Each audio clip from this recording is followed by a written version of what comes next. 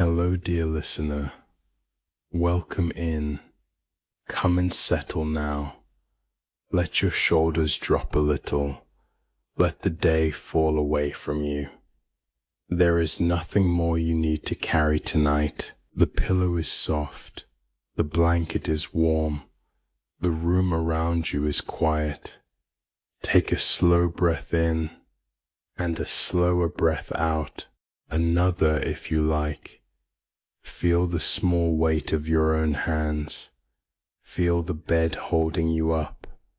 There is no place you need to be, no task waiting in the next hour. The voice you hear is small and steady.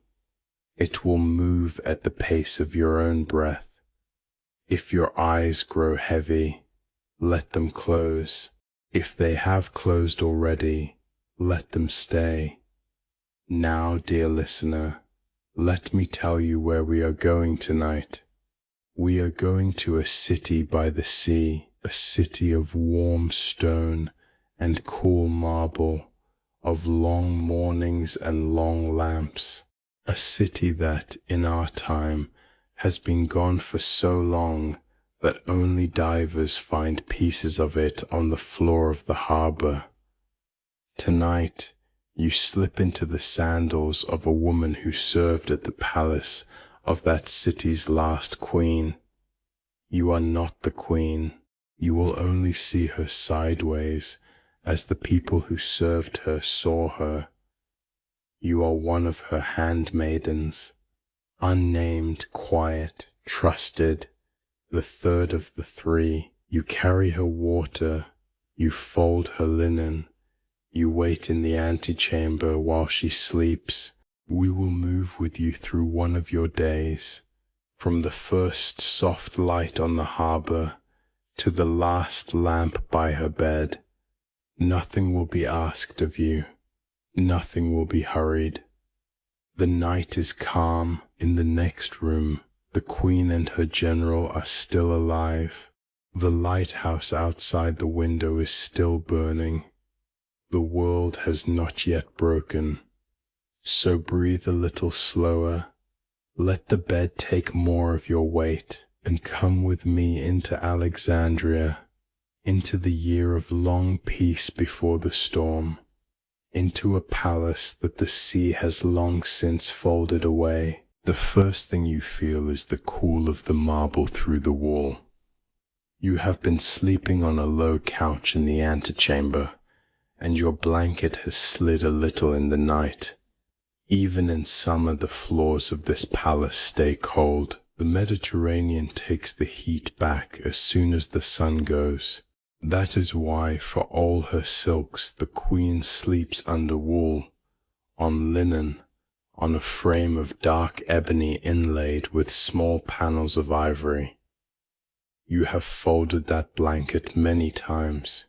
You know its weight in your arms. It is heavier than you would expect a summer blanket to be. But the older women told you, on your first night here, that the queen has slept under wool since she was a girl. The marble takes warmth out of the air faster than the air can hold it. By the third hour after sunset, the room turns cool and stays cool. By the last hour before dawn, you can feel it through 3 layers of cloth. The room is still mostly dark. A single lamp burns low on a stand near the inner door, its small flame steady, a soft gold spilled across the linen sheets. The eunuch who stood the watch outside her chamber has gone quiet hours ago, his shadow no longer moving in the doorway. You and he have shared this corridor all night, by turns. He guards, you wait. That is how the inner chambers are kept. A guard at the threshold, a woman within reach, the queen between. You and the older handmaidens take this antechamber by turns, 2 hours each, through every night. One of you is always near. The queen does not like to wake to an empty room. None of them do. None of them ever have.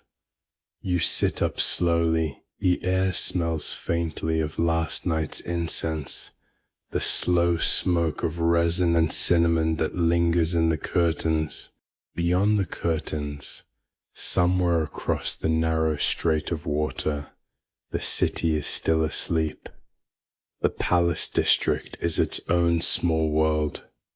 You have been told by the older women that the royal quarter covers nearly a quarter of all Alexandria. Everything inside its walls belongs to the queen and to the dynasty that came before her. The gardens, the colonnades, the library and the school of scholars beside it, the tombs of the kings, the temples, all of it folded into one long bright shape along the sea. The Greek geographer Strabo will write of it, decades from now, in the same wondering tone. He will travel here from far away with notebooks after the queen is gone. He will count the buildings, he will measure the harbours, and when he comes to describe the royal quarter, he will say plainly that it covers a third or perhaps a quarter of the whole city. A city within a city, a house of houses, and tonight all of it is yours to walk through, unseen, while it dreams. You stand, the marble is cool under your feet. You take the lamp from its stand and move toward the high window. The shutters are open a hand's width to let the night air through.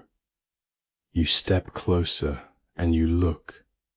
The harbour is a dark sheet of glass. The queen's private island, Antirhodos, where you stand now, is small. A few buildings, a small private temple, a landing for the royal boat. In your time, no one outside the court is permitted to set foot on it. Long, long after you, after the city itself has shifted and sunk, divers will come down through the green water with lights and slates.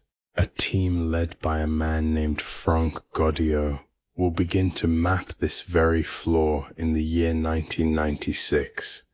They will find sphinxes still resting where they fell, and columns half buried in silt, and the steps of a small pier where perhaps you once tied the queen's boat. The ground will have given way under the weight of years and a few slow earthquakes. The little island you are standing on now, the small private kingdom of the queen, will sink quietly into the harbour and stay there. Divers in dark suits will swim above it as you might walk across a garden. They will brush silt off the face of a stone sphinx and try to imagine the woman who once passed it on her way to her bath. You do not know any of this, of course. You only know that the floor under your feet is solid and that the night air smells of salt. Beyond the harbour wall, far out on its own thin spit of land, the lighthouse is still burning. You can see its shape against the last of the dark sky. The Pharos, already old, built more than 2.5 centuries before this night, in the time of the second Ptolemy, before any of the queen's grandparents drew breath. About 100 meters tall, the tallest thing any human had built apart from the Great Pyramids upriver. 3 stages, square at the base, 8-sided in the middle, round at the top, white stone scrubbed by the sea wind. At the very top, on a small platform, a wood fire burns through every hour of darkness. Slaves carry the fuel up the long internal ramp by donkey, all night, year after year, so that the flame never falls. By day, when the fire is banked, a polished bronze mirror takes its place and throws the sun back across the water. The mirror is curved, the older women say, just enough to gather the light into a single pointed beam. The men who tended polish it once each morning with fine cloth and a little oil, so that the salt does not eat the bronze. From the top of the Pharos, the watchmen say, you can see roughly 50 kilometers out to sea. A fishing boat coming in from Cyprus, from Crete, from the Phoenician coast, from the Roman island of Sicily, sees the light long before it sees the land. Sailors say they see Egypt before Egypt sees them. They watch for the small steady spark on the horizon, and they steer toward it for half a night before any coastline rises into view. A merchant from Rhodes once told one of the older women that the first thing he ever loved about this country was that small far light hanging in the dark like a low star that did not move. You have heard the line from the older women too, in that way the older women have of saying important things while they fold cloth. The light reaches farther than the queen's voice, farther even than her name. You stand at the window for a small moment, holding the lamp at your hip, and you watch that other, bigger light burn at the edge of the night. It is steady, it does not flicker. It has not flickered, you think, in all the lives anyone in this palace can remember. From the inner chamber no sound. The queen is still asleep behind the curtain. Her two older companions, Charmian and Iris, sleep in their own small rooms further along the corridor. They will rise soon. You will see them at the toilet. They are kind to you, in the way older women are kind to a younger one who has not yet made a serious mistake. They watch how you carry the linen. They watch how you handle the small jars. They have not yet had to correct you. You are quietly proud of that. You are also quietly aware that the day has not begun. You set the lamp back on its stand. You smooth the blanket on the low couch. You unfold the wool and refold it neatly as you have been taught. The wool is heavy and warm in your hands. It smells of cedar from the chest where it is kept. The chest itself is older than you, older than the queen, older perhaps than the queen's mother. It has been moved from room to room as the household has shifted, and the wood has darkened in places where many hands have touched it. You set the wool back into the chest and close the lid gently with two hands. Outside, somewhere down on the landing, you hear the first soft slap of water against stone. The harbour is beginning to stir. A single gull far off, the creak of a rope. Beyond all that, beyond the harbour wall, the lighthouse keeps its quiet vigil. You think for a small still moment of the men up there now. They have been awake all night so that the rest of the city and the queen herself could sleep. You think of the donkey on the long ramp. You think of the slow breath of the fire. You think of the keeper somewhere in that high, small room of stone, watching the same dark water you were watching on the other side of the harbour. He has never seen your face. You have never seen his. And yet the two of you have spent this whole night, in a way, keeping the same vigil. He has held the light. You have held the door. The east is still dark, but it is no longer black. Pale grey is beginning to climb up out of the sea. The shape of the far coastline begins to come back into the world. And in the chamber behind you the queen turns once, softly in her sleep. The wool blanket shifts an inch. You wait, breath held, but she does not wake. Not yet. There is still a small piece of night left for her. You take the lamp again and carry it back toward the inner door. where the eunuch will return at the changing of the watch. Your shift is almost over. Soon Eris will come for you. Soon the small jars will be opened, and the day with all its long patience will begin. And then she rose, and the day began. Eris comes for you just as the grey light begins to lift the edges of the room. She does not knock. She never has. She simply appears in the doorway with her own small lamp, the flame trembling once as she steps over the threshold, and she looks at you and she nods. That is the whole signal. You rise without a word. The two of you carry the lamps together along the corridor toward the inner chamber, and the morning, in the small careful way mornings begin in this palace, begins. The queen is awake before you. She often is. You see her sitting up against the linen pillows. The wool blanket is folded back to her waist. Her dark hair is loose around her shoulders. The curve of her neck is pale in the lamp glow. She looks at the two of you.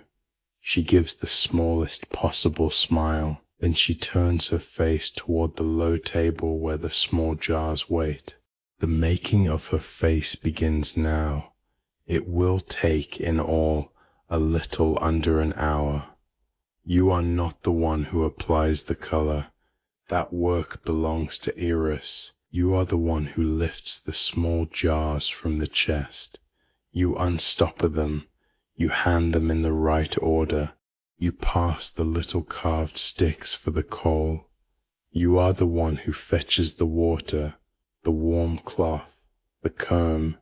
The older women have taught you to move at the speed of the queen's breath, never faster, and you have learned. The first jar is the Kohl. It is small, the size of your thumb knuckle, carved from alabaster, sealed with a tiny linen plug. Inside is a soft grey paste, fine as flour, mixed with a little oil. The grey is the colour of a winter sea. The old steward who keeps the cosmetics chest has told you what this powder is. It is galena. It is a soft, heavy stone mined far away in the mountains of Sinai. The miners pull it out in dark blocks, grind it, sift it, mix it with sweet oil. It travels by donkey across the desert, by ship along the coast, and at last into this small alabaster pot and onto the queen's eyelid.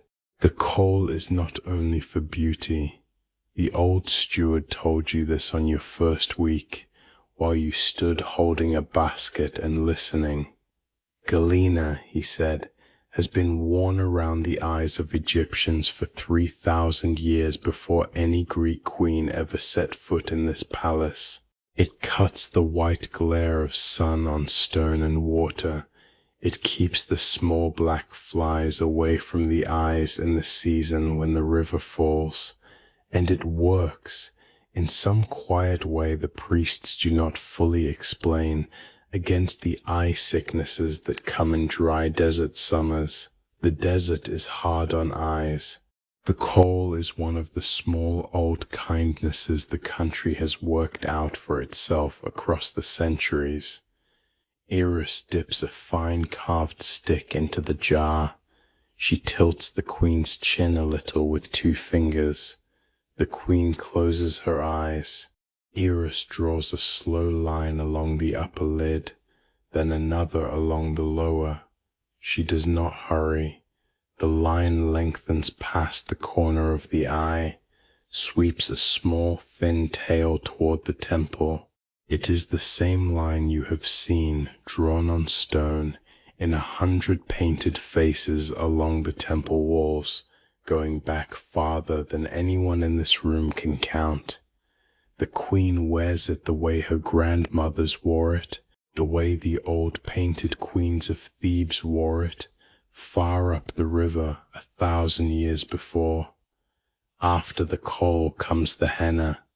Eris lifts the queen's right hand and turns it palm up. The palm is already faintly orange from yesterday's work. Eris takes a soft brush. She dips it into a small dish of dark paste. She freshens the color at the inner edge of each fingernail. She works it along the lower curve of the palm. The henna comes from a shrub that grows along the warm edges of the river. Its leaves are crushed, soaked, made into paste. Egyptian women have stained their palms and feet with it for many long centuries. In centuries far ahead of you, archaeologists will open Ptolemaic tombs at Hora. They will find the orange still faint on the small bones of women.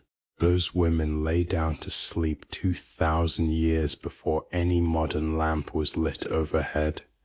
The dye outlasts the body. The queen turns her hand over, lets it rest on her knee, and offers the other. Eris paints again. While the henna dries, the hair is dressed. This is the moment that always surprises foreign visitors, the older women say.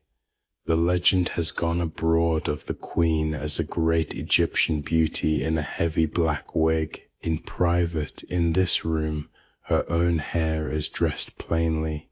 It is parted in the center, drawn back along the curve of the skull in soft sections, gathered low at the nape into a small round bun. The Greeks call this the melon style, because the parted sections look a little like the ribs of a melon. It is the hairstyle worn on her coins. The coins from Antioch, from Ascalon, from her own mint in Alexandria, all show this same low, careful bun. They also show plainly a strong hooked nose and a sharp chin. The Romans, who would later call her the most beautiful woman in the world, had not, in most cases, ever seen her. The handful who had, like Plutarch's older friends, said something quieter and more careful. They said her beauty in itself was not without rival. What was without rival, they said, was the way she spoke, the voice, the wit, the presence in a room, the mind moving behind the eyes. Plutarch will write that her conversation had a kind of charm that took hold of a listener, that her voice was an instrument she could tune. He will say that men who came expecting a famous face stayed for a famous mind. The Hollywood version, with its heavy black bob and painted pout, is mostly a Roman invention, polished by every century since. The woman in this room has a long nose, a sharp jaw, a clever mouth, and a voice the Romans would learn to fear. For temple appearances, it is different.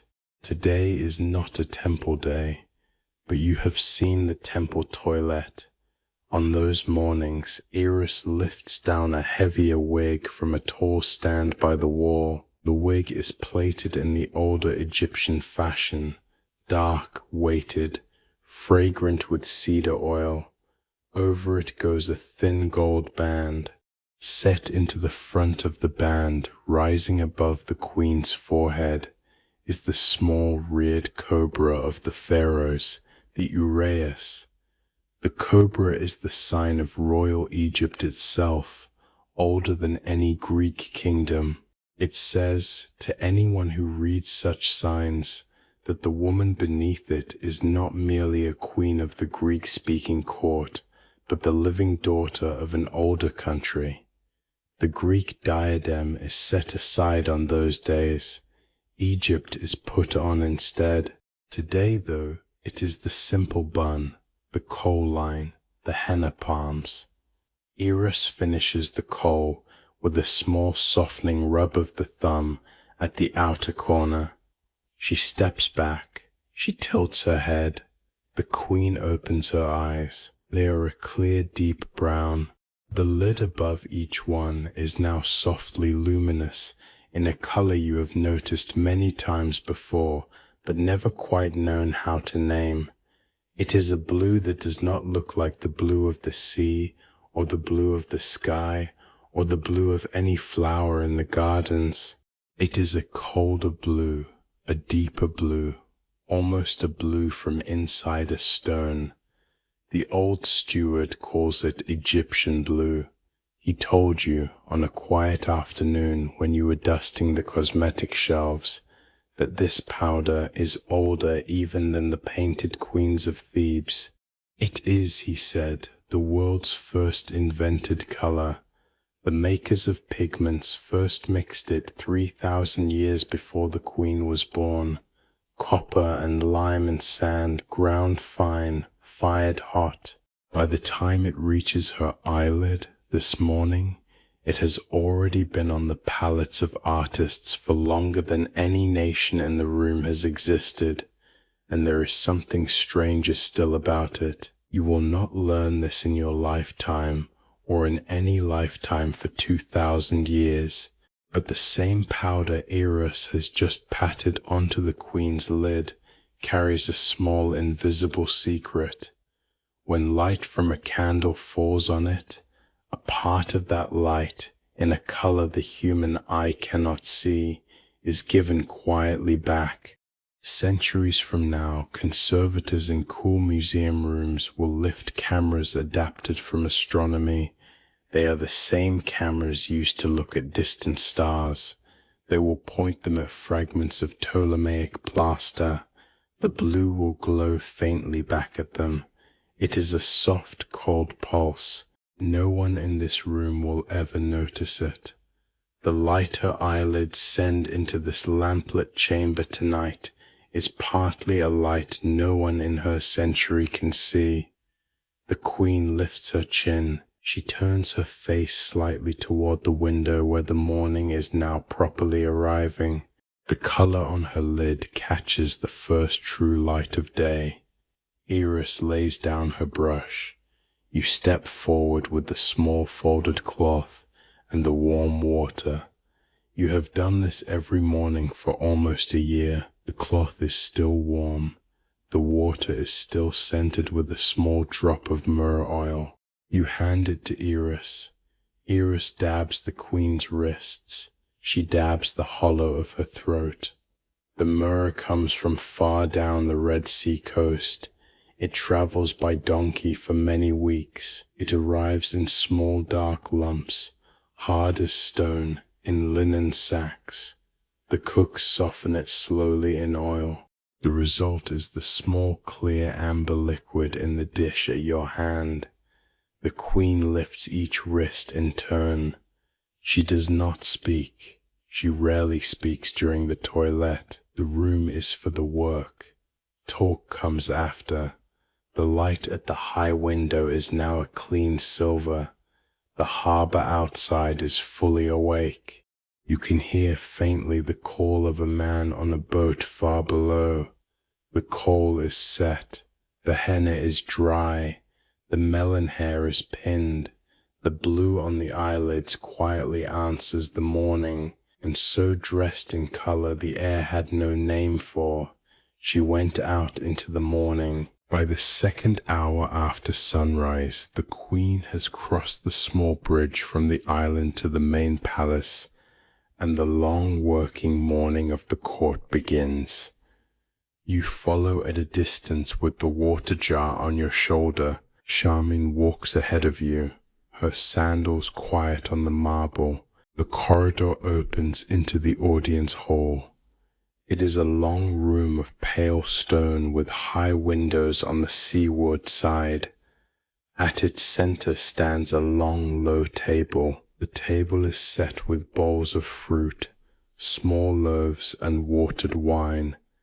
This is not a feast. This is the working table. It is where the queen meets the men who have come from the kingdoms around her, and it is where every working morning you watch a small quiet wonder unfold. The men are already waiting. There are perhaps 8 of them today. You count them out of habit.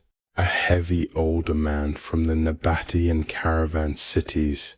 his beard oiled, his hands stained with ink, a thin Jewish merchant from the Alexandrian quarter near the eastern gate, who has come to speak about a dispute over a grain ship, a grey-eyed envoy from the Median highlands, far inland, who has travelled 3 months to be here, a trader from the southern desert, dark-skinned, soft-voiced, whose tongue belongs to a small people the Greek geographers call the troglodytes, a clerk from the Parthian court, with the long sleeves of his coat folded at the wrists, a priest from the upper river, whose Egyptian is the old temple Egyptian, not the kitchen Egyptian, a Syrian factor from Antioch, and one Roman in a plain travelling cloak, whose face you do not yet know.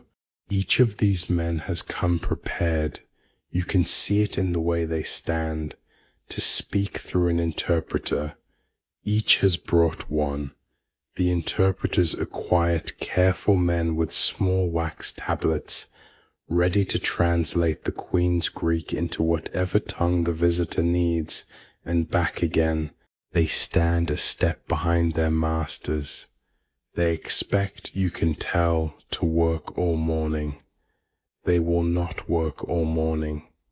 The Queen comes in. She does not announce herself. She simply walks the length of the room, takes her seat at the head of the long table, and lifts a small cup of watered wine.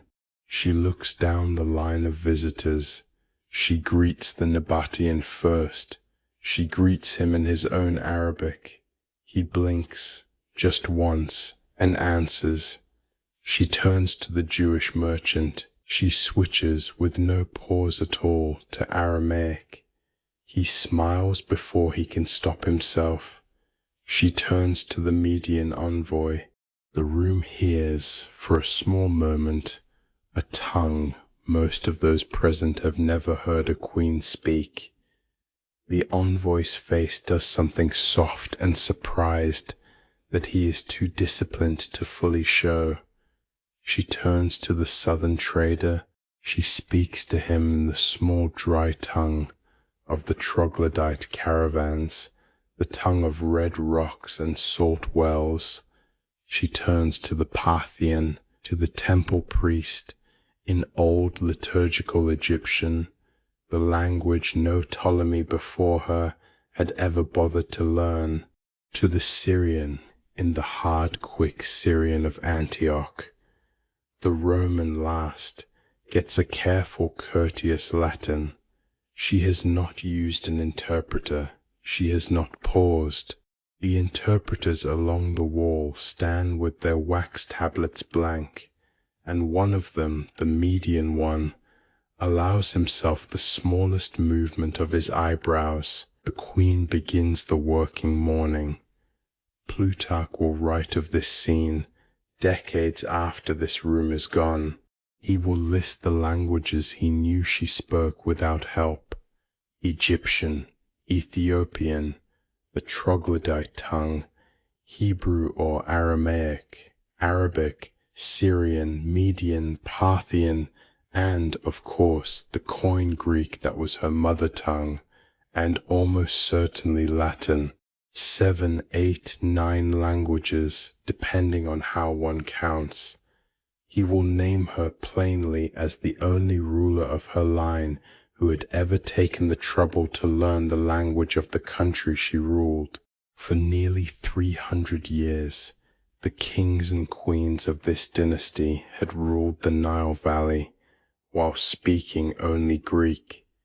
The first Ptolemy had seized Egypt out of the wreckage of Alexander's empire. None of his line, until her, had bothered with the local tongue. 3 centuries of foreign monarchs had passed without one of them learning the word for water in the language of the farmers along the river.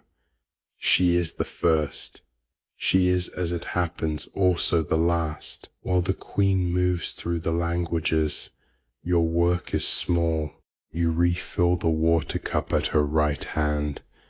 You set down a small dish of olives. You lift, when she signals with 2 fingers, the lid of a sealed letter and pass it to her. From your low place near the wall you can see, through the open inner doorway, the next building over. The next building is the Mauseon, the great research institute. Beside it, the library. They sit directly against the palace wall, almost as a wing of it, so that a queen who wants to walk to a scroll has only to cross a short colonnade.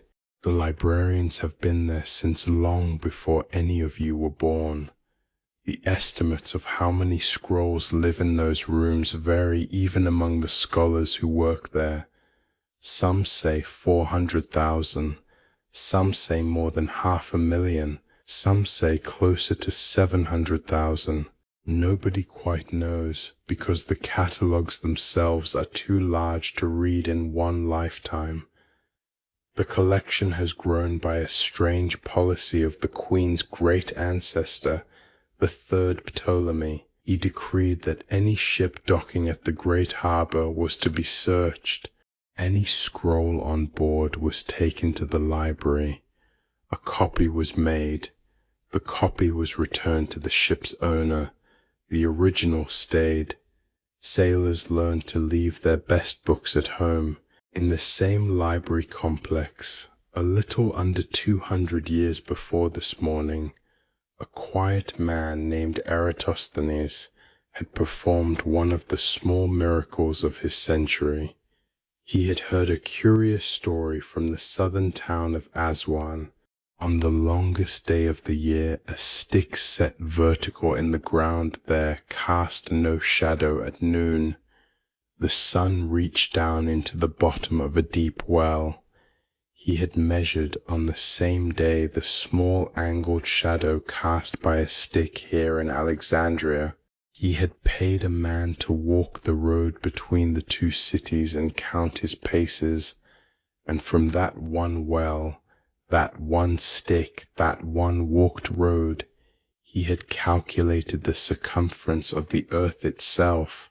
Centuries from now, when modern instruments measure the planet to the meter, his number will be found to lie within roughly 1 part in 100 of the truth.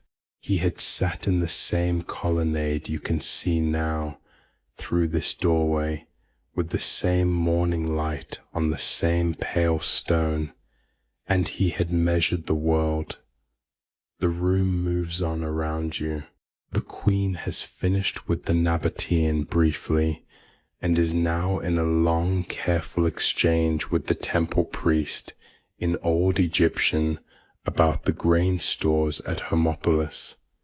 You do not understand most of it. You catch the word for river. You catch the word for granary. You catch the Queen's voice, lower, slower, when she speaks the Old Egyptian, as though she is being careful with something fragile. While she speaks, your eye drifts again to the open doorway, to the next building. The library has been there for nearly 3 centuries already. It will not stand forever. You do not know that, of course. None of you do. But 2 centuries after this morning, in this same city, a Greek engineer named Hero will work at a bench. The workshop will be inside or beside this same Mauseon. He will have copper, water, fire, and a small careful imagination. He will design a hollow ball mounted on 2 spouts. When water in a sealed cauldron beneath it is brought to a boil, the steam will rush out through the spouts, and the ball will spin. He will call it the Aeolipila.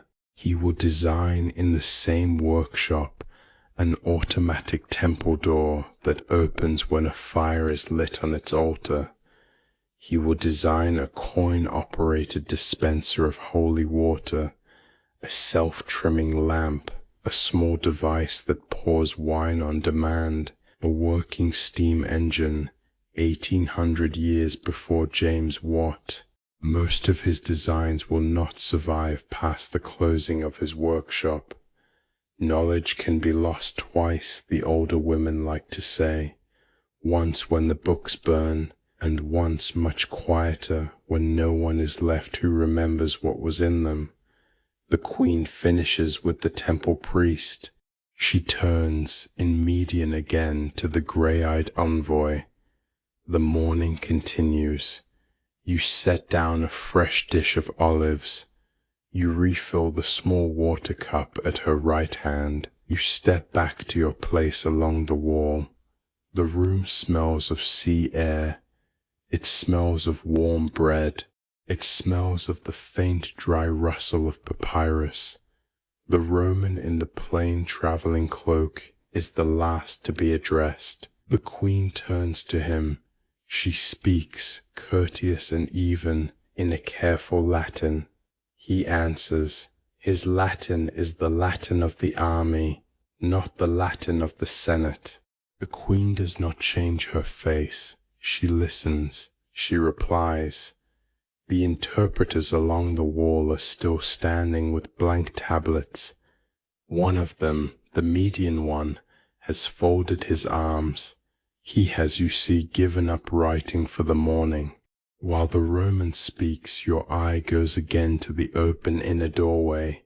The sun is now high enough that the colonnade outside catches a clean white light. You can see at one of the long reading tables a young scholar leaning over a scroll with one hand pressed flat to the papyrus, the other tracing a column of small letters. He does not look up. He has not looked up, perhaps, since dawn. The library has been there for nearly 3 centuries already. You have walked past it most days. You have never been inside. The older women say that to enter, even as a servant, one needs a small clay token from the chief librarian. The token has a name on it. The name is checked at the door. Even a queen's handmaiden, even with a queen's water jar, would be turned back without it. The library protects itself. It will not always succeed. The room around you smells, again, of the soft dust of old papyrus drifting down a corridor from the next building, and slowly the morning bends toward noon. When the long working morning ends, the queen withdraws to dress, and you follow Charmion into a smaller side room where the wardrobe lives. The wardrobe room is one of your favorite places in the palace. It is cool. It is dim. It smells of cedar and old smoke, and something sweeter under that. The walls are lined floor to ceiling with low chests of dark wood. Each chest is fitted with a small brass clasp. Light comes in only through a single narrow high window, and a single hanging lamp burns at the center of the room, painting a soft circle on the floor. The older women have taught you how to open these chests. 2 hands, slowly, lifting the lid only as far as you need. The fabrics inside do not love sudden air.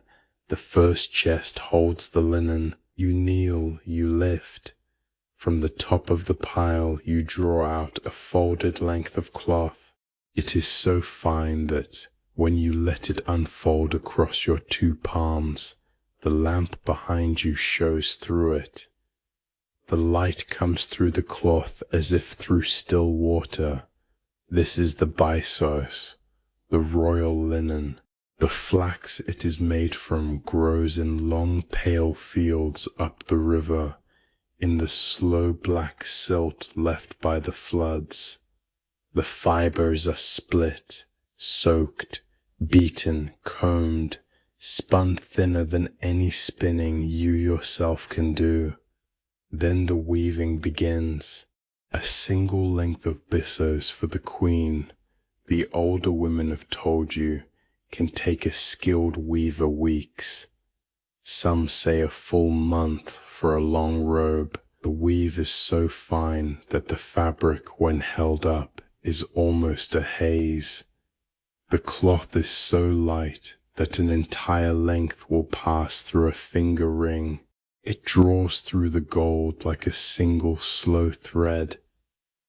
Charmian takes it from you and lays it across her arm, and the lamp behind her makes her arm a soft glow inside a faint cloud. The linen will go over a heavy embroidered collar of gold and lapis. The collar comes from the next chest. Charmian lifts it out with both hands because it is heavier than it looks.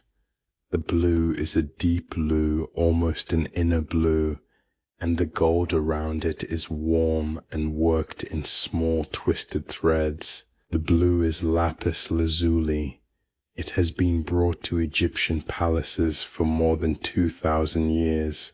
It comes from the high cold mountains of a country far to the east. The Greeks call that country Bactria. In a far later age it will be called Afghanistan. The carnelian beads, the small red ones along the lower edge, came up the Red Sea from the southern coasts. And then there are the green stones. The green stones are emeralds. Charmian sets the collar down.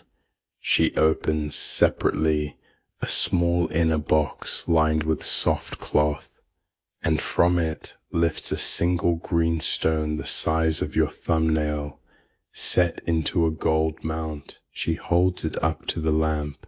The green inside it is so deep that the light, going in, does not come back the same. The stone, you have been told, came from a place called the Emerald Mountain. The Romans will later call it Mons Smaragdus. It lies in the dry hills of the eastern desert, between the Nile and the Red Sea. The miners there work in narrow shafts dug into rock so hard that lamps will not stay lit for long. They bring the green stones out a few at a time in small leather bags. The bags travel by donkey across the desert to the river. From the river they go down by boat to the Queen. The Emerald Mountain is in this century the only place in the entire world, from the Atlantic to the Indus, where emeralds of jewel grade can be mined. Egypt holds the only known supply.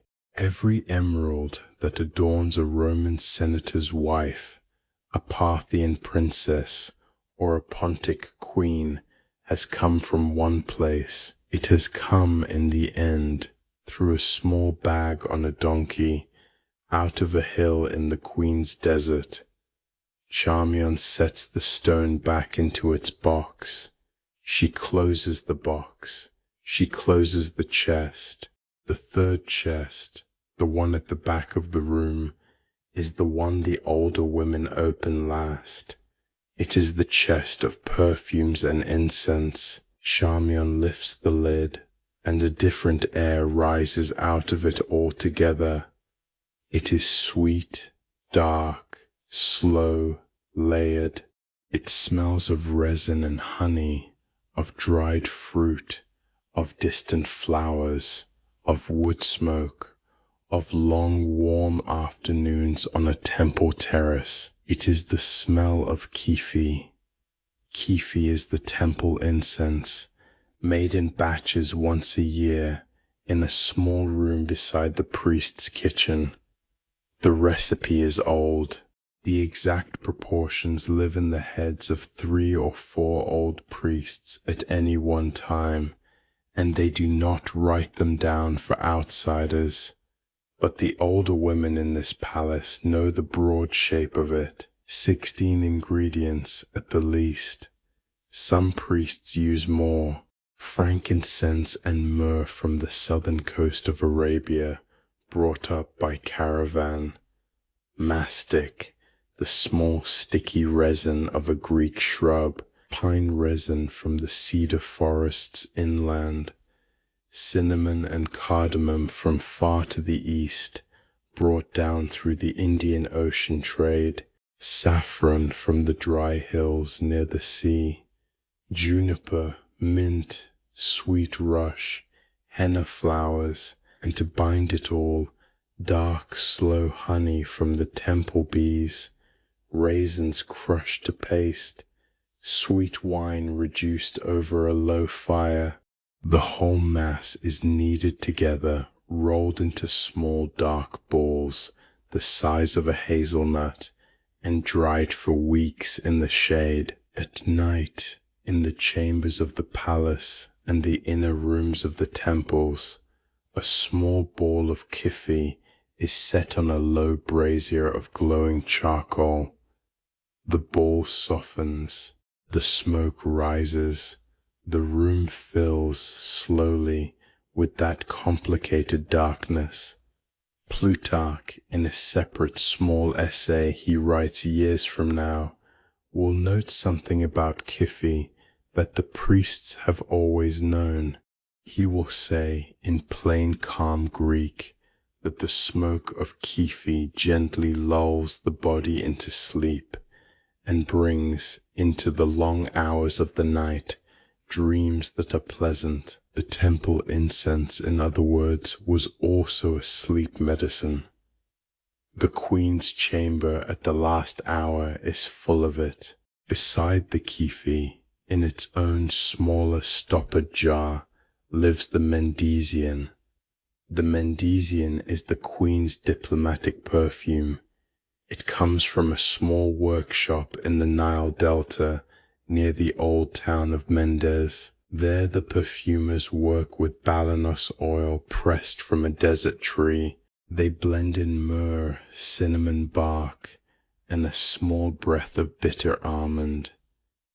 It is heavier than a Greek perfume, slower, and it lingers on linen for days. A small phial of Mendesian, sent by the queen's hand to a foreign king, is a gift fit for a treasury. It travels packed in cool wool inside a small carved box, and arrives in the hands of a courier with a sealed letter in courts as far away as Parthia. Charmion lifts a small phial from the chest, and a single drop of the Mendesian rises into the lamp-warm air. The whole room briefly becomes another room. None of you in this lamplit chamber can know what will happen to these scents, but 2,000 years from now, in a quiet European laboratory, careful chemists will study old papyri. They will study the dark residue inside ancient temple jars. They will rebuild Kyphi from its 16 pieces. They will rebuild Mendesian from its delta recipe. They will pour the result into small modern glass bottles, stopper them, and hold them up to a museum lamp. The smell now rising in this wardrobe room makes the whole air briefly older and softer and stranger. It will be available in a glass stopper to a person born 20 centuries from this evening. 2,000 years collapsed into a single small bottle. Charmion stoppers the phial. She closes the chest. She lays the byssos across your arms. She lays the collar across her own.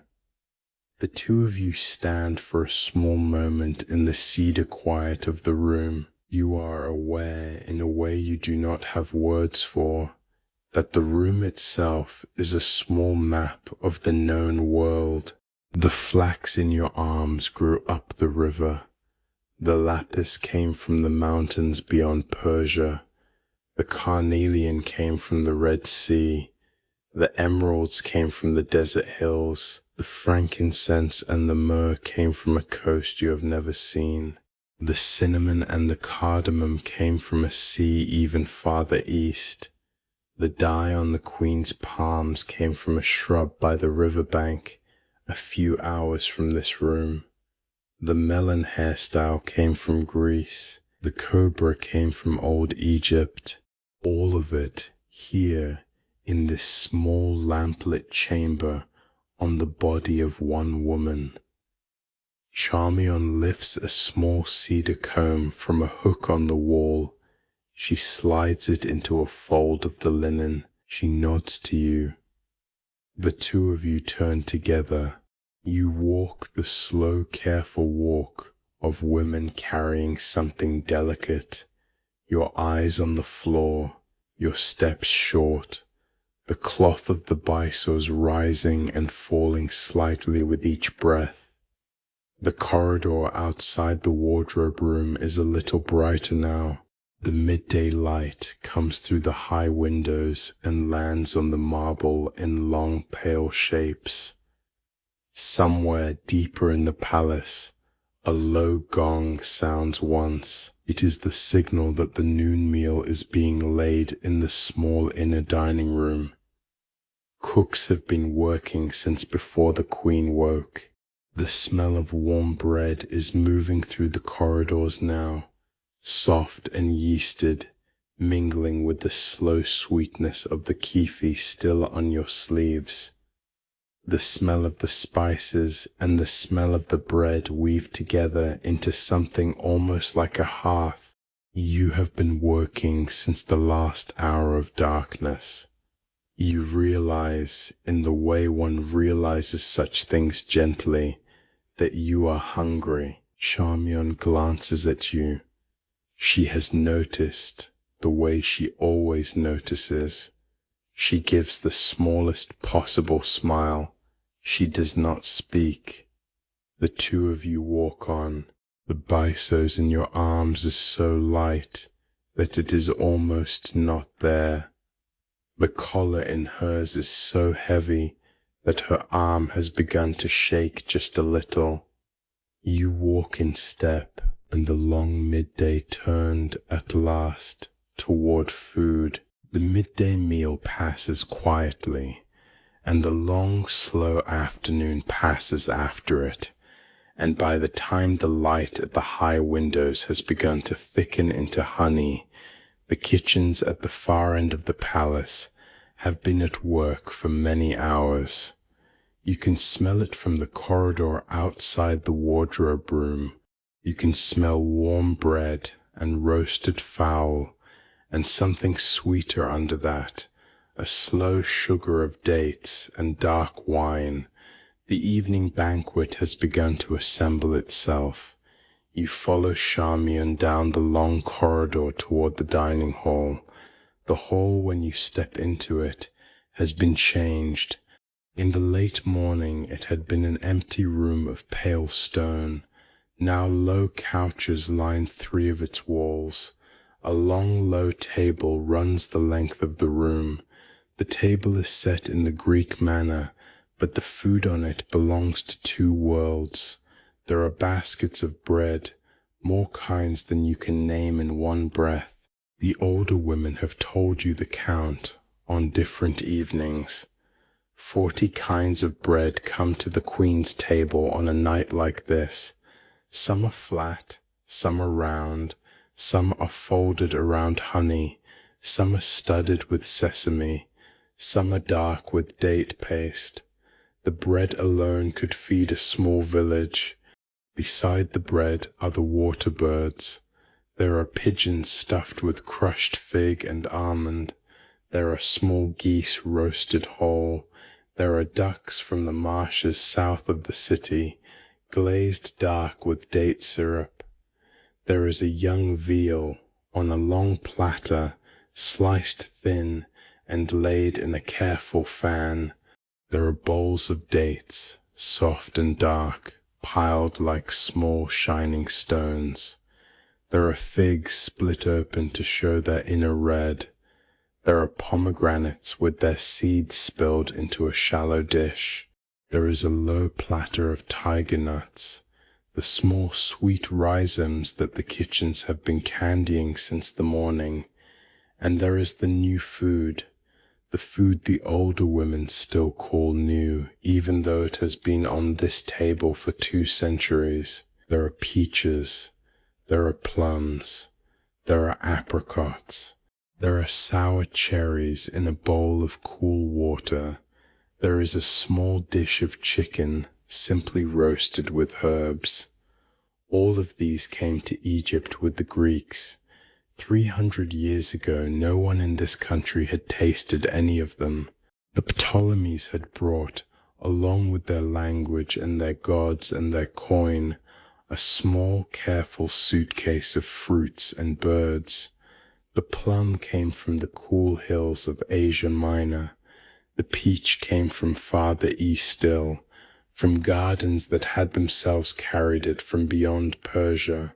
The chicken, that small everyday bird, had been almost unknown along the Nile until the Greek farmers brought their flocks.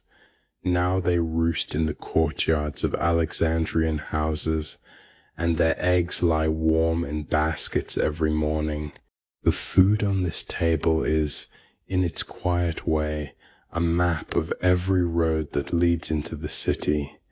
The wine begins to come in.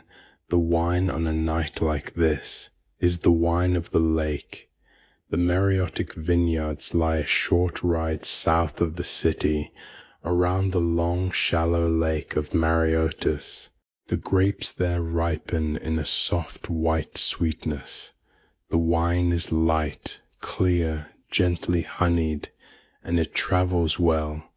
It has gone, in sealed amphoras, by ship to Rome. The Roman poets have begun to praise it. Horace mentions it in his verses. Virgil names it among the wines he loves.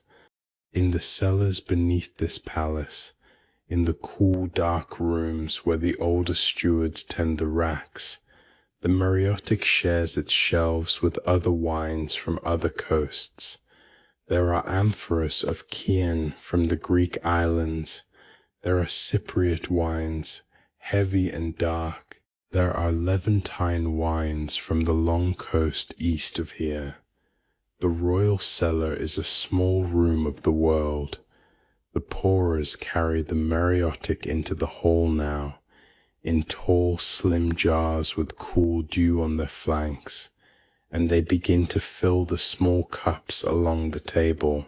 While the cups fill, the older women murmur to one another, and you catch the edge of a story you have heard before. The story is older than this evening.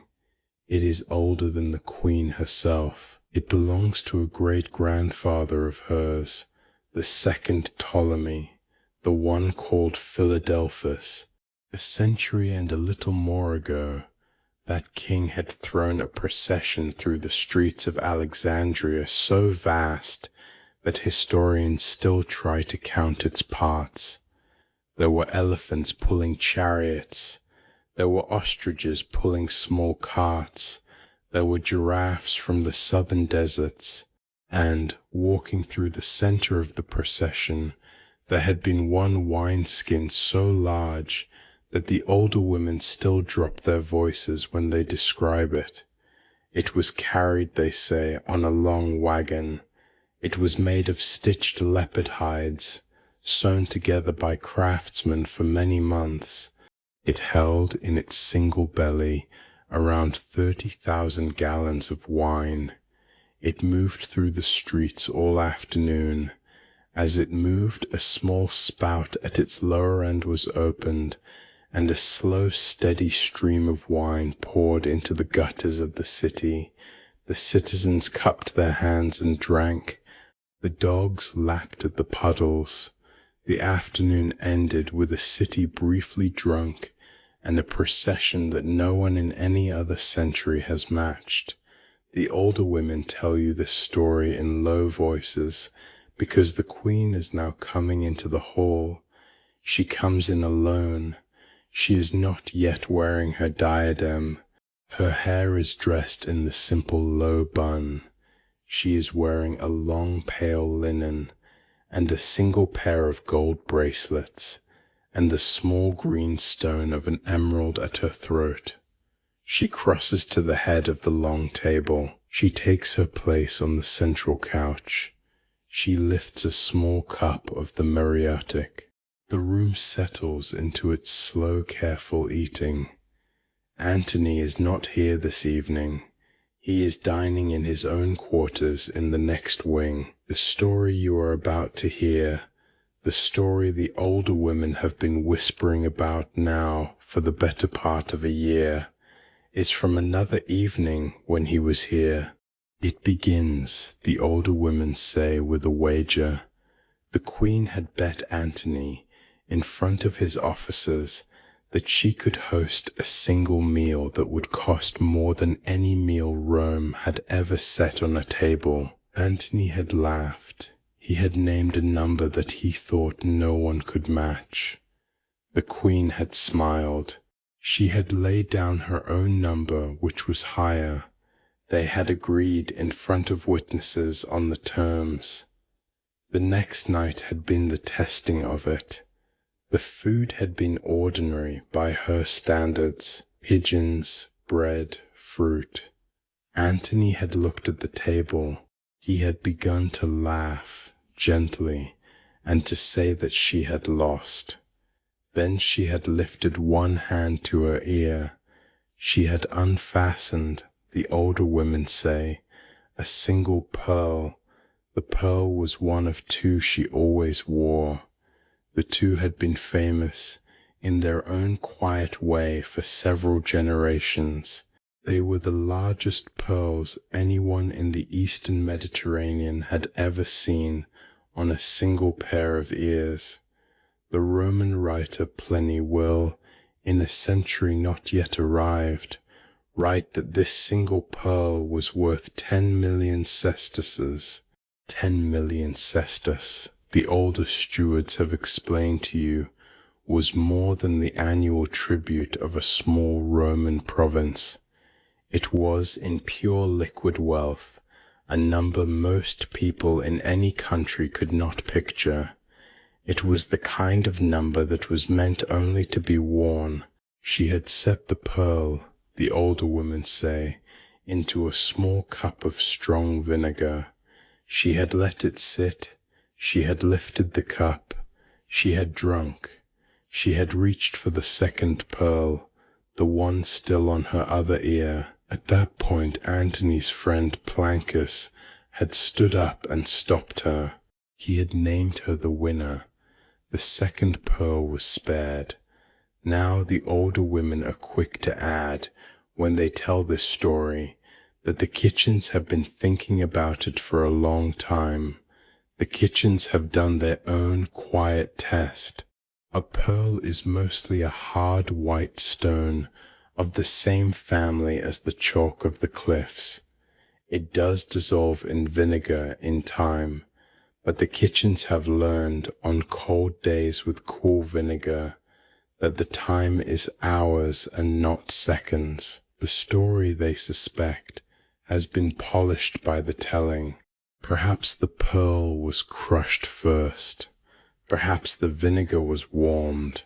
Perhaps the swallowing was slower than the legend allows. They tell this part with small smiles. They like the queen. They like the story. They are not in a hurry to ruin either. There is one more thing about that evening. The older women say at last, when the cups are nearly empty and the lamps are low. The personal fortune of this queen, in the careful accounting of those who have tried, is larger than the annual revenue of the Roman state itself. She is, by some measures, the wealthiest single human being who has yet lived.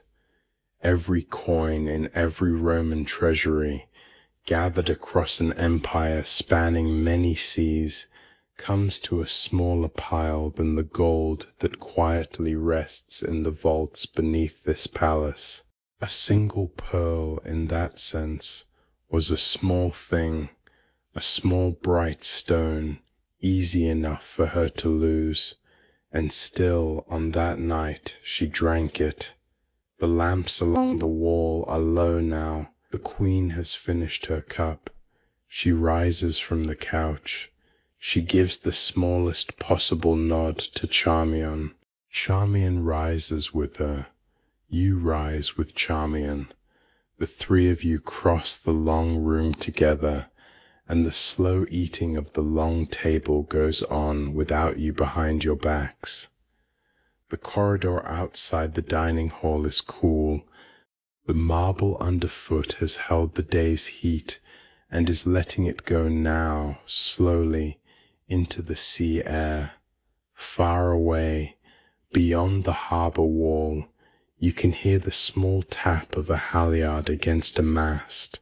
You can smell, faintly, the Kyphi already burning in the inner chamber far ahead of you, set out by a steward who has been waiting for the Queen to retire. The smell rises through the corridor and meets the warm bread in your sleeve, and as the lamps were trimmed for the second hour, the palace turned inward. The corridor that leads to the inner chamber is the quietest part of the palace at this hour. The lamps in the wall niches have been trimmed low. The marble underfoot is cool. The voices from the dining hall are far behind you now, only a soft, distant murmur. Charmian walks a few steps ahead. You walk beside Horace.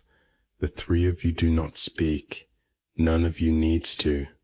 The route is one all of you have walked many times. As you walk, you find yourself thinking, the way a tired mind sometimes does at the end of a long day, about the two women on either side of you.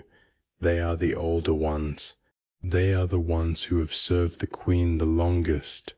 You are still, in your own quiet way, the new one. Charmian is the senior. Her name is a Greek name. It means joy.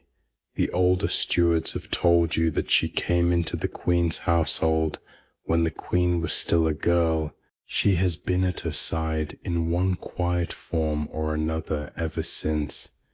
Plutarch, in a small careful book that none of you will ever read, will preserve her name 2,000 years from this evening. Shakespeare in a later century will lift her name out of that book. He will put it onto a small English stage on the far side of a sea you have never heard of. Her name will outlast every other name spoken in this corridor tonight. None of you know that. She walks ahead of you with the small lamp. Eris walks beside you. Her name is older than Greek, the older women say. It is probably an Egyptian name, or perhaps a Nubian name, from the long red country far up the river. She is the Queen's hairdresser and dresser. She is the one whose hands you watched this morning, drawing the cool line along the lid, fastening the small pins at the nape. She is a small, quiet woman with a slow, careful step. She speaks Greek and Egyptian and a third tongue. You have heard her use the third only with one of the cooks, late at night, when she thinks no one is listening. The court that the three of you serve has its own careful map of who sits where. The older women have tried more than once to teach you the shape of it. At the top, just below the Queen herself, there are the men called the first friends of the king. They are the highest courtiers. They take their meals nearest her couch. Below the first friends are the kinsmen. Below the kinsmen are the bodyguards. Each title is a layer of nearness. Each layer is, in its own small way, a layer of risk. To be very near the Queen is to be visible.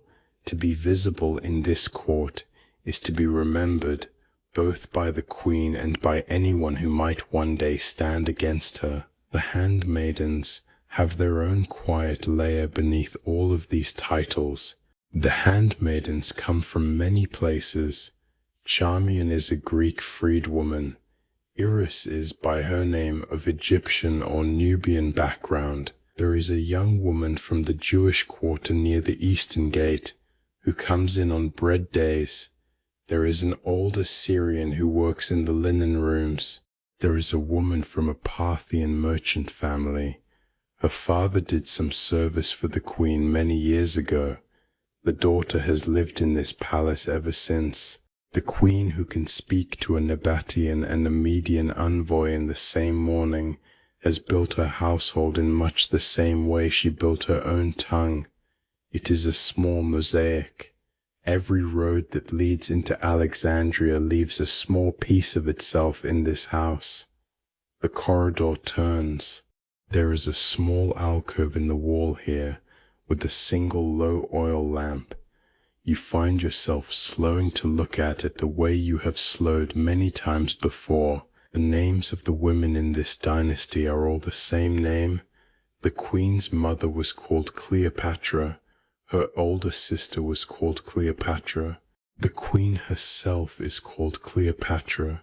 Her own daughter, the small girl now living far from here in a Roman household, is called Cleopatra Selene. 4 generations, one name. 4 women, one syllable carried forward, one shadow on the wall. The brothers, the older women have told you, married the sisters. That had been the custom of this house since its earliest king. 2 centuries ago, a king of this line had married his own full sister and had taken from it the title Philadelphus, which means brother-loving. The custom had never quite faded. The queen herself, in her early years, had been formally married to her younger brother, the one who later drowned in the river while running from Caesar's army. She had then been formally married to the next younger brother, who is no longer alive.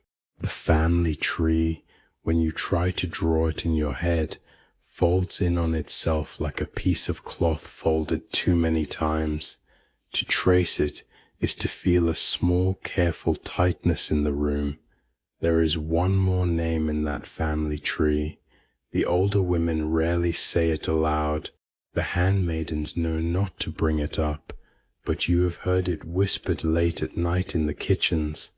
The wine has gone around the household table. The older women have grown a little soft. The name is Arsino. Arsino was the queen's younger sister. She was, the older women say, a clever and difficult girl. She was perhaps 20 years old when, 8 years ago, she was killed. She was killed at Ephesus, far across the sea. She had taken refuge in the great temple of Artemis there. The temple, by old Greek law and old Greek piety, was a place of sanctuary. Anyone who reached its inner steps was, in principle, untouchable. Arsinoe had reached the inner steps. She had thought she was safe. The order to kill her had come, the older women say, from this palace. It had been carried by ship and by horse to Antony, who at the time was wintering at Ephesus. Antony had given the order to his officers. The officers had climbed the steps of the great temple of Artemis. They had killed her at the doors of the goddess. The Greek world had not forgiven it. 8 years later, in cities all around the Eastern Sea, men still bring it up over wine. It is the deepest blot on this queen's reign. It is, the older women say in their lowest voices, the thing she is least likely ever to discuss. You have served her for almost a year. She has never spoken her sister's name in your hearing. The corridor turns again. The inner chamber is just ahead. The smell of Kyphi is now stronger here. A steward has set a small dish of glowing charcoal in the inner chamber and laid a single hazelnut-sized ball of the temple incense onto it. The smell drifts down the corridor and meets you. While you walk, you find yourself thinking, in a small, careful way you have not let yourself think in before, about what it means to live where you live. You serve a queen who has, inside the doors of a goddess, killed her own sister. You sleep in an antechamber a few steps from her bed. The hands that set the Kohl onto her lid this morning are the same hands that signed 8 years ago the order that climbed those temple steps. The protection of this house, you understand quietly, is also the danger of it. The same closeness that lets you into her chamber, lets you into her risk. To stay in her shadow is to be safer than anywhere else in the city. To stay in her shadow is also to be the first thing that falls if her shadow falls. And yet you notice as you walk that Charmian is still here. Charmian, who has been here since the queen was a girl. Charmian, who has had every chance in every quiet year to ask for her release, for her dowry, for a small house in a small Greek town far from this palace. Charmian has not asked. Eros is still here. Eros, who could vanish in any single night into the eastern quarter of the city, into the Egyptian houses where her name is older than the Ptolemies. Eros has not gone. The handmaiden whose place you now hold, the one before you whose couch you sleep on, did not go either. She served until her last day. She is now buried in a small dry plot in the western cemetery of the city, and a small carved stone there gives her name in Greek and Egyptian both. There is, the older women say, something about this queen. It is hard to put into one word. It is not only her wealth. It is not only her cleverness. It is not only the famous voice. It is something in the way she moves through a room, in the way she remembers, on a quiet morning, that one of her older women has not been sleeping well, and arranges, without saying so, for that woman's couch to be moved to a quieter wing. It is something in the way she pauses, in the long working morning, to greet a desert trader in his own dry tongue, when no other queen in 300 years has bothered. The handmaidens stay because of these small things. They know the danger. They stay anyway. You walk on between Charmian and Iras. The three of you are nearly at the inner chamber now. You can hear faintly the queen's voice on the other side of the heavy curtain. She is speaking, low and careful, to one of her secretaries. The words are Greek. The voice has the small soft note in it that the older Romans, in their later books, will spend whole pages trying to describe. None of you can quite name what holds you here. None of you tries. You simply walk. The lamp at Charmian's hand throws 3 quiet shadows along the marble. The small shadow at the center is yours, and the night air, cool from the sea, drew the listener softly upward toward the open terrace. Charmian lifts the heavy curtain. The queen is not in her chamber. She has stepped, as she sometimes does at this hour, out onto the small private terrace that opens off the southern wall of the inner room. You see her through the open doorway. She is a slim, still figure against the dark. She is leaning lightly on the low stone balustrade. Her face is turned south. Charmian glances at you. She gives the smallest nod toward the terrace. You understand. You set down the cloth you were carrying. You cross the chamber softly. You step out into the night air. The terrace is small. It is paved in pale stone. It looks out over the low roofs of the palace district toward the dark land beyond the city. Above the terrace, the sky is wide and full of stars. Below it, the harbour is a long dark mirror. The Pharos is burning at its far end, a small steady gold flame on its high tower, and in the far distance, over the soft black line of the delta, the Nile lies under starlight like a road of dim silver. The queen does not turn. She knows you are there. She has heard your soft step behind her. She lets you stand. You stand at a careful distance. You look out where she looks. The land south of Alexandria is, at this hour, a quiet shadow. Beyond it, 80 miles up the river, lie the great pyramids at Giza. You have never seen them in your life. The older women say the queen has been there many times. She used to go up the river, in her younger years, in the long gold barge. She used to stand at the foot of the pyramids the way she stands now at the edge of this terrace, slim and still, looking up. The queen for the people of this city is not only a queen, she is in the official temple language of the country, the new Isis. The priests at Philae and at Memphis and at Edfu speak of her in this way. She has appeared at the great temple festivals in the costume of the goddess, the horns of the heavenly cow, the disk of the sun between them, the long pleated robe, the small bronze sistrum in her hand. The Egyptian people, who watched 300 years of foreign Greek queens speak only Greek and worship only Greek gods, have in her finally been given a queen who has put on the goddess's clothes and learned the goddess's tongue. They have begun in the long temple courtyards far up the river to set her face into the walls beside the older faces. Some of those older faces are very old. Down in the city even now, mummification still goes on. The craft is older than any Greek city anywhere.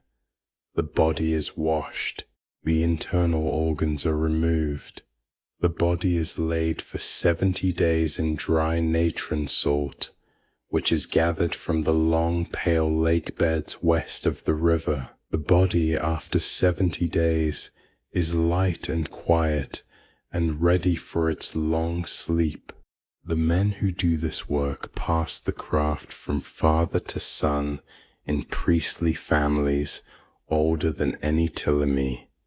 They read as they work from texts that were already old when the first Greek ship landed at this shore. The queen on the terrace is still looking south. The dark land out there is older than the Greek-speaking court inside the palace behind you. The temple priests up the river still chant in their daily liturgies words that were carved into stone tombs more than 2,000 years before the queen was born. The pyramids you cannot see, but which lie just beyond the line of your sight, are older still. They were built, the older stewards have told you, around 2,500 years ago. To this queen looking south on this small terrace, the pyramids are already ancient. They are older to her than she is to anyone alive in the modern world. Cleopatra is closer in time, here on this terrace, to a person born in the modern world than to the men who set the first stone of the Great Pyramid into place. From her terrace those stones were ruins. The thought arrives quietly. It does not need to be said. The queen herself, you suspect, has had it on this terrace many times. The Sphinx out there, the older stewards say, is also half buried in sand. It has been so for many centuries. A pharaoh, more than 1,000 years ago, dreamed at its feet that it asked to be dug out of the sand, and he did so, and carved a small stone tablet between its paws to record the dream. The sand in the centuries since has come back. The Sphinx in the Queen's time is once more sunk to its shoulders. The face above the sand is calm and old, and a little worn at the edge of the mouth. It does not know her name. It knew the names of pharaohs whose names she does not herself know. Those pharaohs lay in her past, as far back as she now lies in ours. Their reigns were already lost in old papyri by the time of her birth. The country she rules has, in this way, several pasts stacked one on top of another, and the deepest of them is so deep that even her temple priests can name only its broadest outlines. She has stood, in her younger years, at the foot of the Great Pyramid. She has tilted her head back and let her eyes climb the long slope of stones. The older stewards say she was quiet for a long time afterward. The pyramid does that to people who let it. The queen lays one slim hand flat on the cool stone of the balustrade. She does not move otherwise. The night air comes up from the harbour. It carries the faint smell of salt and tar, and under that, the smell of a city. The Pharos at the harbour mouth burns its steady fire. The queen standing here is, in the long count of things, only a small soft figure against a much older dark. And there is a small further thought, the one that comes last on this terrace, the one the older stewards keep for the lowest voices. The queen on this terrace will, in not many more years, be gone. The Greek-speaking court behind her in this palace will end with her. The Romans will come. The throne will pass into other hands. But the priests far up the river, at the small island temple of Philae, will go on. They will continue year after year the slow rituals of Isis. They will continue to carve her face, this woman's face, into the temple walls. They will continue to bring small offerings to her image as the new Isis. The Romans will not stop them. The Greek language will fade in the country. The hieroglyphic carving on temple walls will slow, then slow further.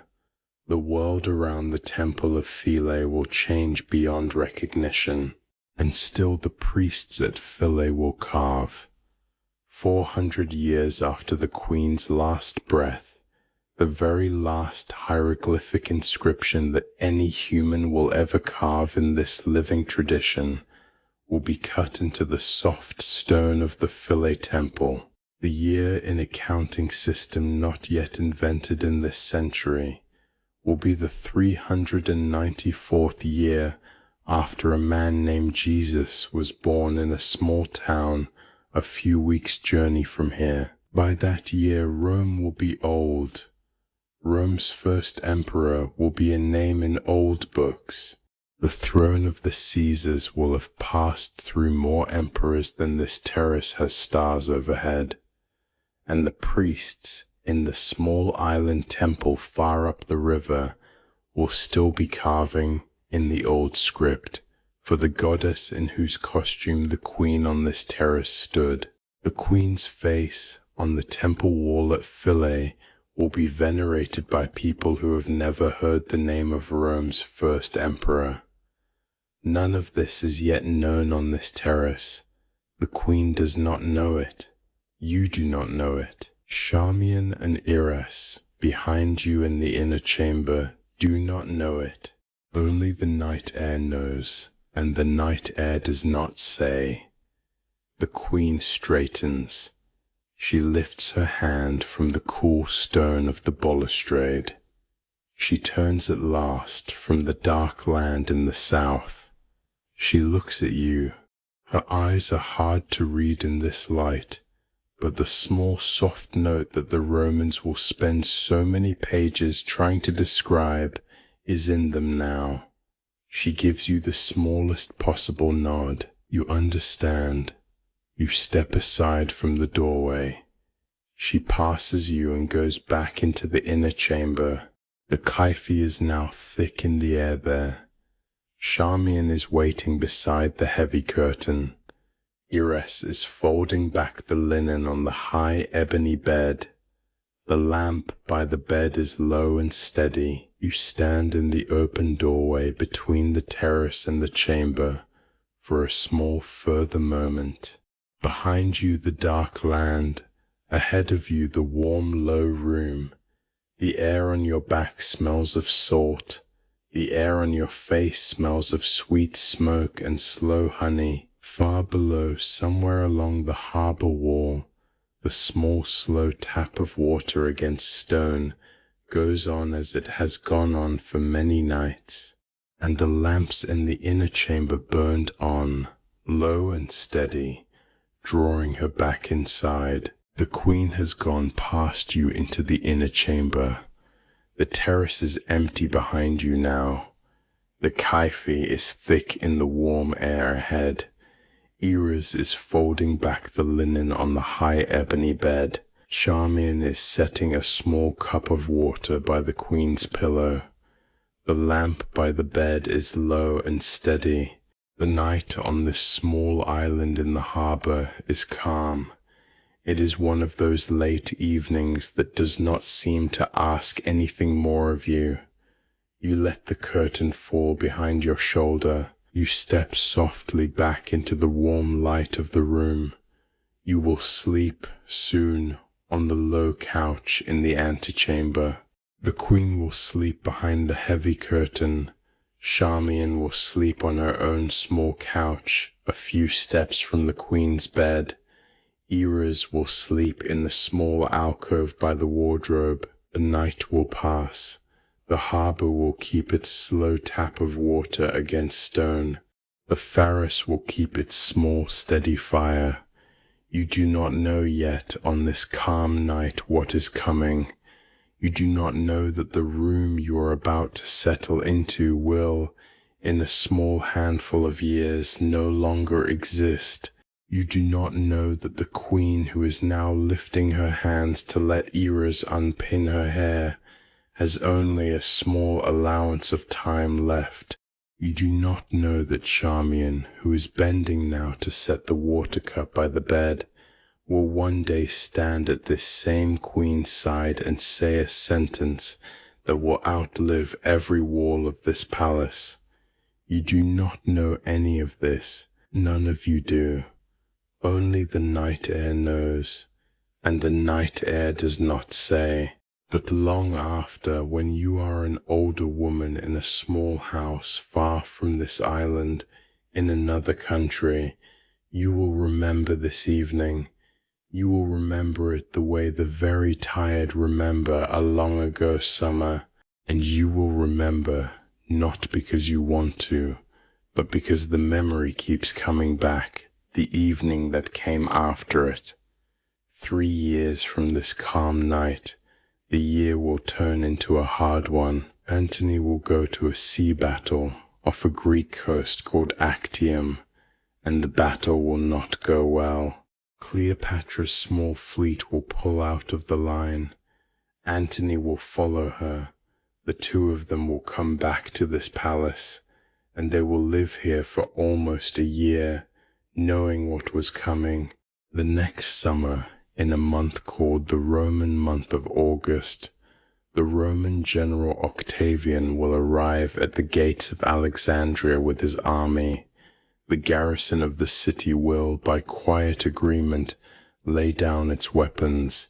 The streets you walk every morning will fill, not with fighting, but with the hush of a city that has decided not to resist. Antony will fight a small last skirmish. He will lose. He will return to the palace, and a false report will reach him that the queen is dead. He will fall on his own sword. He will not in the moment die. They will carry him weeping to the small mausoleum the queen has had built near the temple by the harbour, where she has shut herself in with Charmian and Eras and a small store of her treasures. They will draw him up to her through a high window. He will die in her arms in the upper room of her own tomb. The Roman officer who comes a day later, sent quietly by Octavian, will find the queen behind a closed door. He will speak to her through it. He will offer her terms. He will, with careful words, tell her she will be safe, that her children will be safe, that she will be received in Rome with the dignity owed to a queen. She will know, listening through the door, what Roman triumphs are. She will know that her image alone would be enough. She will not say it. She will only ask for one more day. He will give it to her. She will spend that day in the small upper room with Charmian and Eras. The three of them will bathe. The three of them will dress in clean white linen.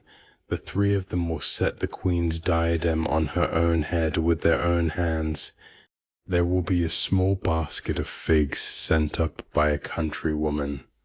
There will be a small drinking cup. There will be a small hollow pin in the queen's hair. There will be a quiet preparation of something old and well known to her, drawn together in a small careful way she has practiced.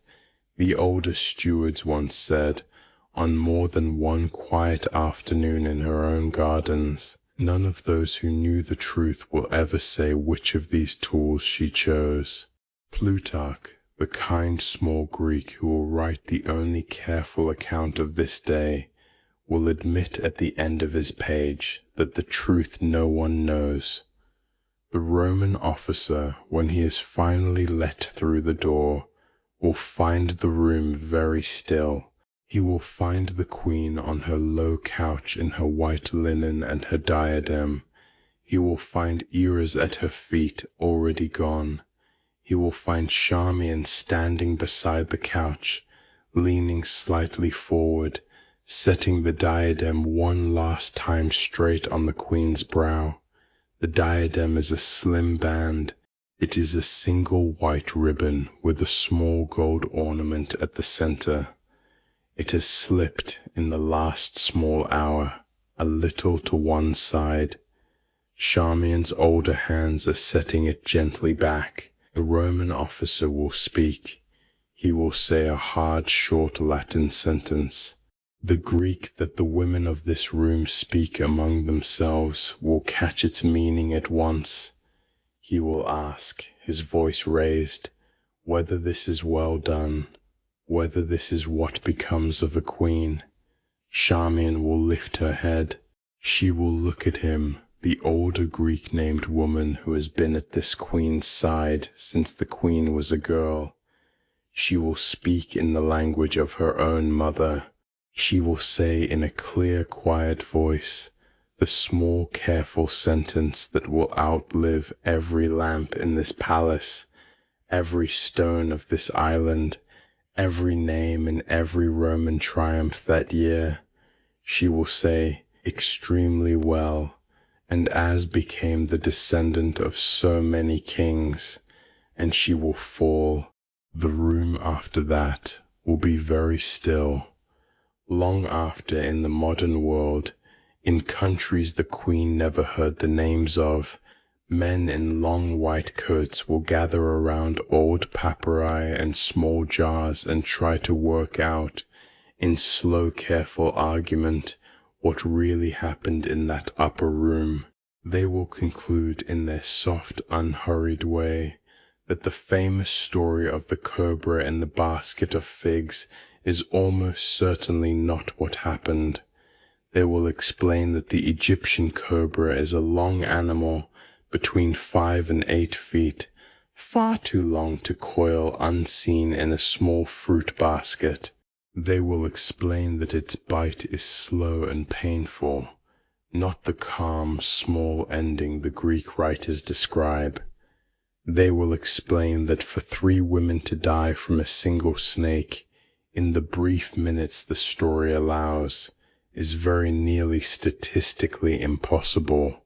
They will lean, in their soft, careful way, toward a small ointment, a small cup, a small hollow pin. They will say with their small dry smiles what Plutarch himself said, the truth no one knows. And the cobra story will have done its other work by then. The cobra is the goddess sign of Egyptian queens.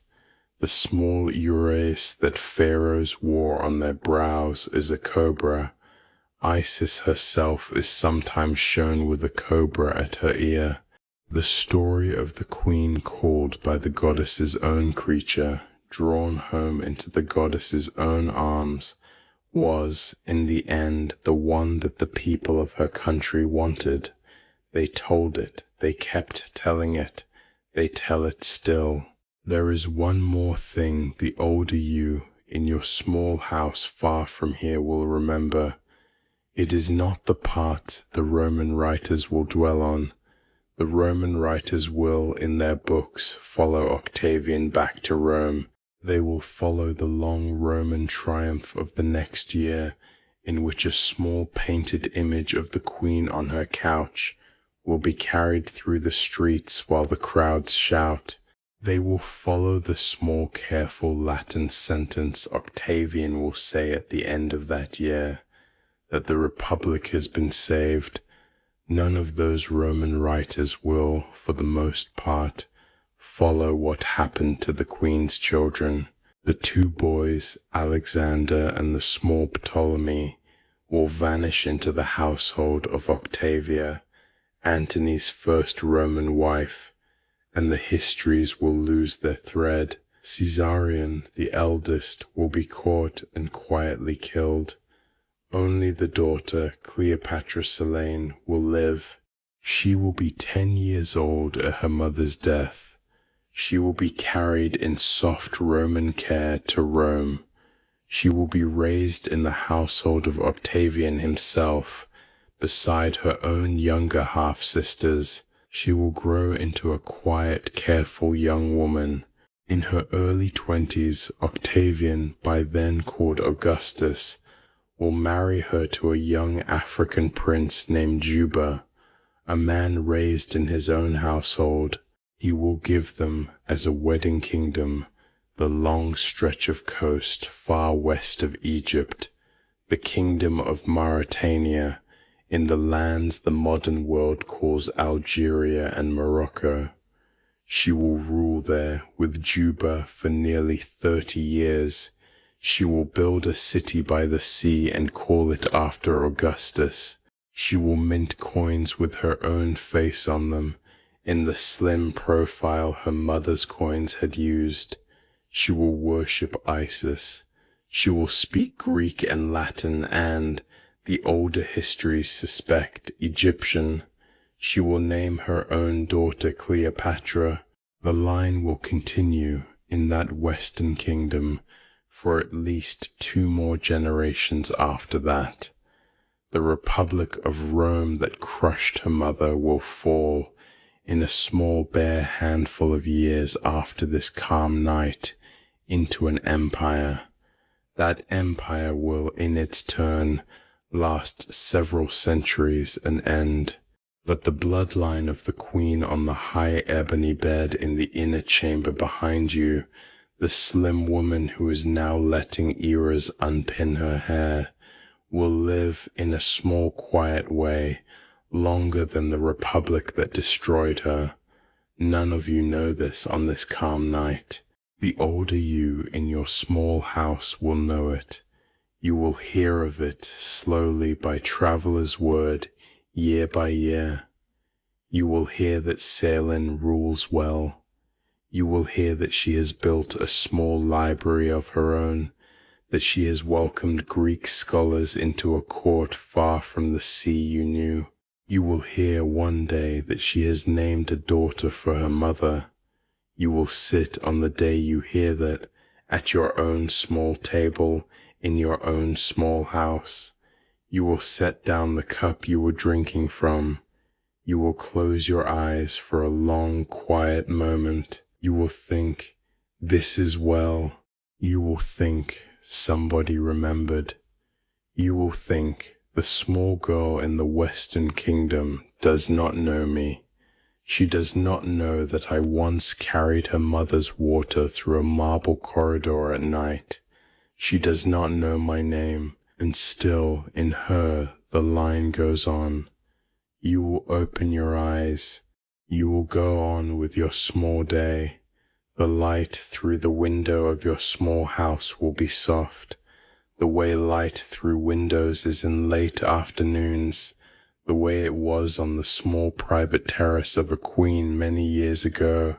You, the older you, the one who did not stand in the upper room on the last day, the one who lived, will know that this is enough. You survived, you remember. That is, in the end, what the third one is for. The first one stood at the queen's feet. The second one set the diadem. The third one carried it forward. And the night at last simply settled. The lamp by the queen's bed is lower now. It is the way lamps go when the oil is nearly done. The flame has settled into a small steady gold. Iraz has gone quietly to her alcove. Charmion has crossed to her own small couch. The queen is asleep behind the heavy curtain. Her breathing is slow and even, the way the breathing of someone you have served for a long time becomes familiar to you, the way you would know it from across a dark room. You sit on the low couch in the antechamber. You let your hands fall open in your lap. The story has ended. You do not need to carry it any further tonight. The story has been told, from the first dim light on the harbour to the last small lamp by the bed, and the night has held it for you, the way the night holds long stories for tired listeners. You can let it down now. The linen of the day, the cool weight of a folded length carried through a long corridor, slowly leaves your shoulder. The small jars of Kohl and Henna and Egyptian blue, the small soft sound of a stopper being eased from a glass, slowly leaves your hand. The smell of Kyphi at the threshold of the inner chamber, the slow honey and frankincense and dark cinnamon of it, slowly thins into the cool sea air at the high window, the far steady gold of the Pharos at the harbour mouth, that small fire that has been at the edge of every window in this house for as long as you can remember, slowly drifts out of your sight. The marble floor of the long corridor cools under your bare foot. The voices of the older women in the dining hall, the soft laughter of the cook in the kitchen yard, the low murmur of the queen's voice through a half-closed door, all of it, slowly, slowly lets go of you. You do not need to hold any of it now. The night has it. The night has all of it. You are not the one who must remember tonight. You are the one who is allowed, at the end of a long day, to set the small lamp down. You are the one whose work for these soft hours is simply to rest. The bed in the antechamber is low and simple. The wool blanket on it is soft. Your head finds the linen pillow the way it has found it on many evenings before this one. The small steady gold of the lamp by the queen's bed, through the gap at the edge of the heavy curtain, throws a thin warm line along the wall of your room. You watch it for a small moment. It does not flicker. It is calm. The night is calm. Close your eyes. Let your breathing slow. Let the room go soft. Let the lamp fade. Let the harbour fade. Let the long day fade. There is nothing more to hold. The night will hold it. You are safe here. You are warm. Sleep well.